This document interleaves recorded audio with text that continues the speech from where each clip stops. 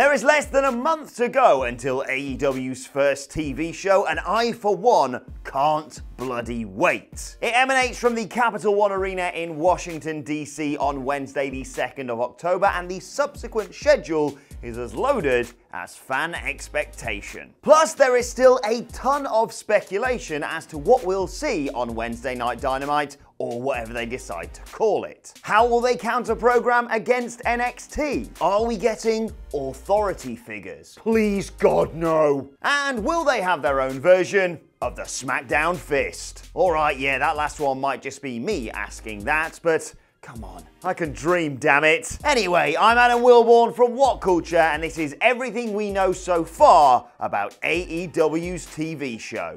So that first show is set to be headlined by Kenny Omega and the Young Bucks taking on Chris Jericho and two mystery partners. Who could they possibly be?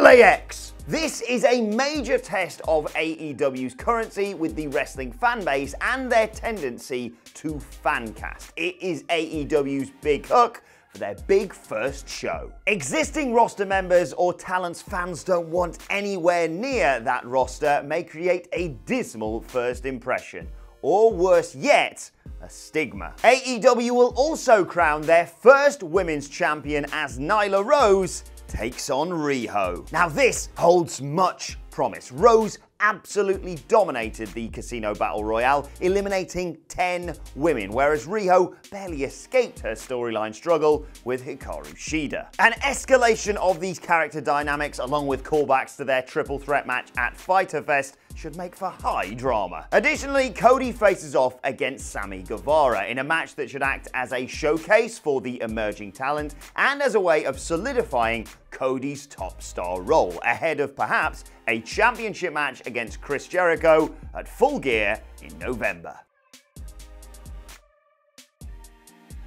Oh, and just a quick aside here, Full Gear? It is nice to see that sometimes WWE and AEW do align on their views, in this case when it comes to crap pay-per-view names. Now on to week 2. Jon Moxley vs Shawn Spears was set for the second week until the Death Rider suffered a second MRSA infection. Officially, his status is unclear, although according to Dave Meltzer in the latest edition of the Wrestling Observer newsletter, Moxley is expected to be ready for the first TV.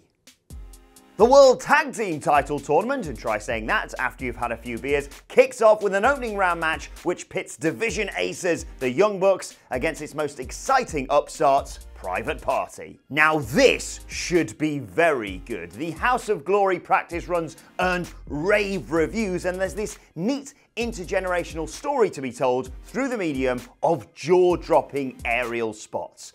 Although, maybe lay off the table bumps a little bit, eh, Matt and Nick? Week 3, featuring the inaugural defense of the World and Women's Championships, is stacked. Nyla Rose or Riho will face an unknown opponent. Could it be Bea Priestley or Britt Baker? They were pushed hard at All Out after all, and that personal grudge may well develop into a battle for contendership. And newly crowned AEW World Champion Chris Jericho will defend his title against an as yet undetermined opponent. So who could it be? Well, Cody boasts a strong and high-profile win-loss record, which of course actually matters when it comes to this promotion, but that kind of feels like a main event pay-per-view attraction. It could instead materialize as some sort of stature-enhancing showcase for someone like Jimmy Havoc, fresh off the back of his surprise win in the outrageously banter Cracker Barrel Clash.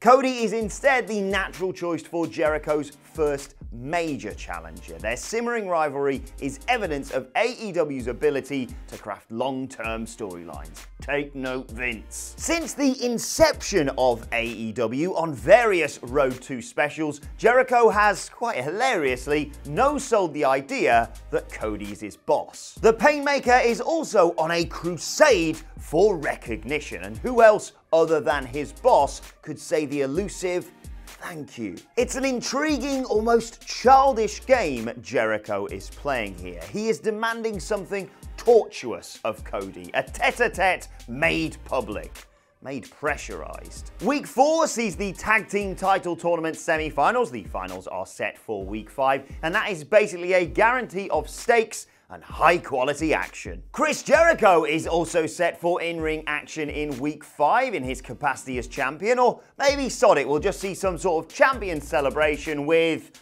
a little bit of the bubbly. Now, we know from Cody's appearance at StarCast that AEW will separate itself from the competition, WWE, with its sports-style presentation on television. Now, this has been met with some skepticism, given the various ironic wrestlers signed like Michael Nakazawa and Orange Cassidy, and the borderline farcical presentation of the buy-in shows. Cody was also asked during his panel appearance whether we will see 20-minute promo segments.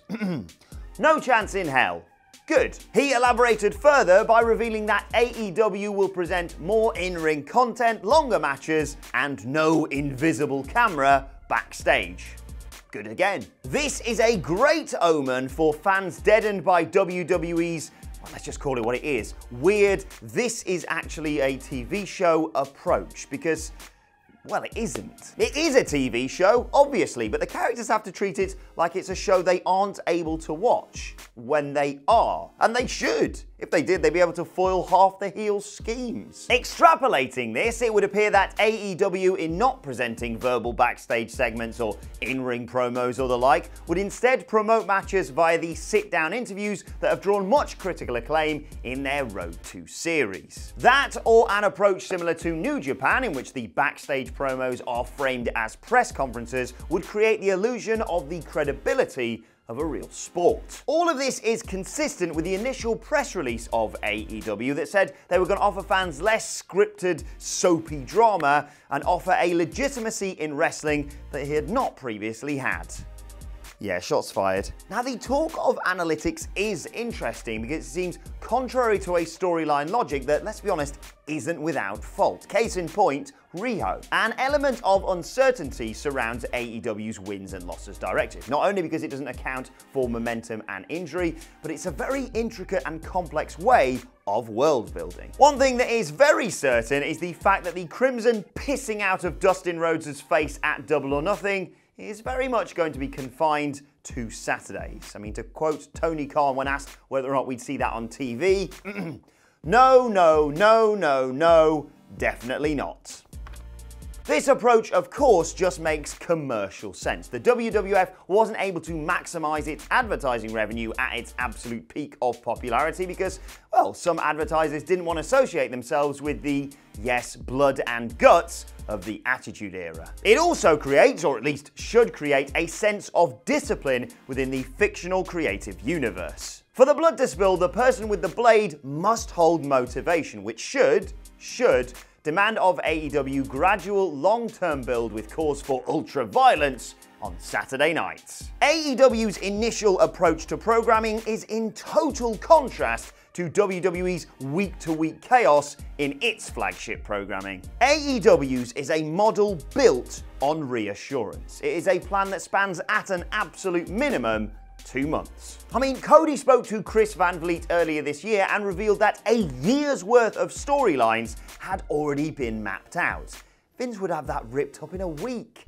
Holding themselves accountable with balls-out PR bluster and matches advertised well in advance is an invitation to investment. What is less reassuring is the notion that AEW cannot stack these cards forever. Otherwise, you're in huge danger of overexposure both for stars and for titles. They can't debut a new star every week, and they will at some point book a rematch, the diminishing returns of which always threaten your business model. But that's wrestling. Finally, one thing we aren't aware of is the name of this show, but judging by Cody's wink-wink all-out interview, a decision has been made. Look, AEW is not the perfect promotion, but based on the evidence so far, if Dynamite isn't the name, it's at very least the game. So there you have it. That is everything we know so far about AEW's TV show. What do you reckon? What are you most looking forward to, and how do you think they'll fare